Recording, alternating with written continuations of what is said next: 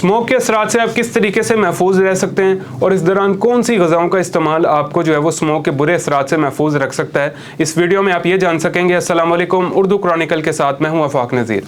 आजकल दुनिया के कई शहर जो है वो स्मोक की लपेट में हैं, जिनमें भारत और पाकिस्तान सर फहरिस्त हैं। पाकिस्तान का लाहौर दुनिया के आलूदा तरीन शहरों में पहले नंबर पर है। इसके अलावा भारतीय दारुल हुकूमत दिल्ली दूसरे नंबर पर है, जबकि पाकिस्तान का सबसे बड़ा शहर कराची आलूदा तरीन शहरों में तीसरे नंबर पर है। इस मौसम के पेश नज़र जो है वो निगरान हुकूमत की जानिब से जुमे को लाहौर समेत पंजाब के मुख्तलिफ अजला में छुट्टी का ऐलान भी किया गया है।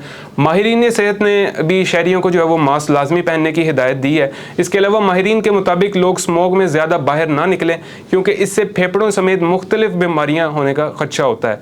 इस मौसम में सबसे ज़्यादा गला ख़राब और फिर खांसी, नज़ला ज़ुकाम, बुखार जो है वो आम है। आज हम आपको कुछ ऐसी ग़िज़ाएँ बताएंगे जिससे आप अपने आप को स्मोक के असरात से महफूज रख सकते हैं।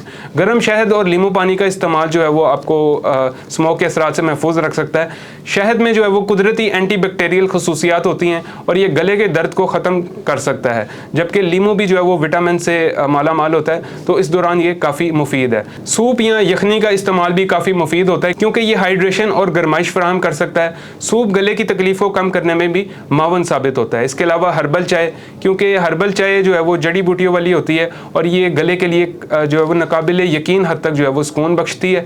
और इसके अलावा दूध में हल्दी मिलाकर पिएं तो वो भी काफ़ी मुफीद साबित होती है, क्योंकि हल्दी में सोजिश ख़त्म करने और सुकून फराहम करने जैसी खसूसियात होती हैं। और एक चुटकी हल्दी, एक अदद काली मिर्च और शहद का जो एक चम्मच है दूध में मिलाएं तो ये मशरूब तैयार होता है। इसके अलावा कोशिश करें कि बाहर ना निकलें, लेकिन अगर आपको बाहर निकलना पड़ जाता है तो मास्क का इस्तेमाल करें, ताकि आप ये स्मोक के जो असरात हैं इनसे महफूज रह सकें।